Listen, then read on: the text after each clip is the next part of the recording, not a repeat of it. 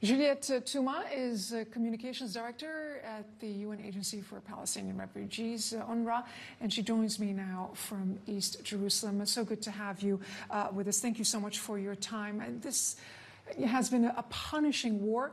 What does this pause mean for an aid organization like UNRWA?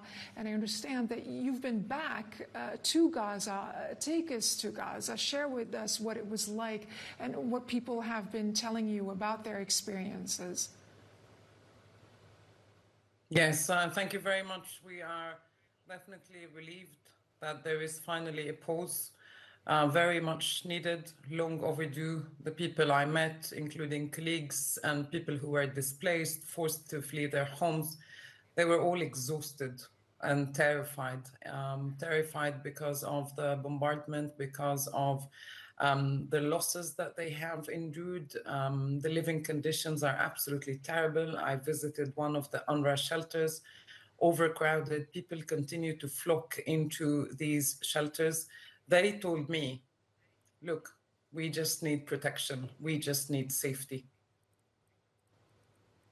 Need protection, need safety. How are people accessing aid that might be coming in, like water, food, medical items, life's essentials? Look, up until yesterday, there was very little aid that has come into Gaza. Let's remember that for 2 whole weeks in the beginning of the war, there was nothing coming in. There was a hermetic siege. And then aid started trickling in, but that was not enough. Yesterday, we had an increase in the number of trucks coming in. So that's very good. And we do hope that we'll continue to get more aid, including fuel. Fuel is absolutely fundamental for the UNRWA operation and for other humanitarian purposes, including for civil administration. So while I was driving on the streets of Gaza, one of the most visible things was the piles and piles of garbage that was piling up on the streets. So it is absolutely fundamental that trucks, municipality trucks, start working so that they pick up stuff like garbage. It's very, very simple things. And also all the shops, including the pharmacies, they were closed. So we need a boost to the private sector. So while the humanitarian trucks are very important, what is needed right now is more trucks of humanitarian aid and also supplies for the private sector. You know, we've seen now more than a month of intense bombardment, and it is still very difficult to see any viable paths appearing of peace, and the fear is now that the worst of the war might actually still come. You know, you're in touch with people in Gaza, you've been to Gaza. How do people deal with not just the intense trauma of having to live through that, surviving, but, you know, how? The fact that this moment of peace that they're living through right now, you know, is expected to come to an end. It's ephemeral.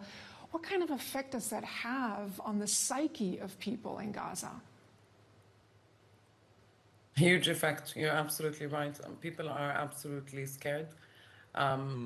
The bombardment when I was there was all the time. It was constant. It was every hour, during the day, during the night. I was awoken myself to the sound of heavy bombardment, and I stayed in the south, which is yet another proof that nowhere is safe in Gaza, not the north, not the middle areas, and not the south. And I couldn't but think about the people that I met in the shelter, you know, waking up every single night to the sound of bombardment, what it does to you, what it does to your children, waking up to neighbors, you know, screaming and shouting because their house next door, the house next door was bombed. Terrible. And I was there just for one night. Imagine going through this for 7 weeks, not being able to sleep one night throughout the night because you're simply worried. Are you going to make it through the night or not? A final thought, Juliette, before I end our conversation. Of course, UNRWA has not been spared in this conflict. Talk to us about the heavy price that your organization has paid.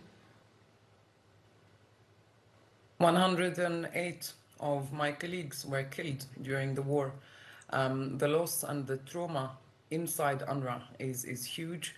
I had the honor to reunite with some of my friends and colleagues who are literally on the front lines, bringing assistance to people in need, doing everything possible to manage our shelters. They are displaced themselves. They are exactly like the rest of the communities.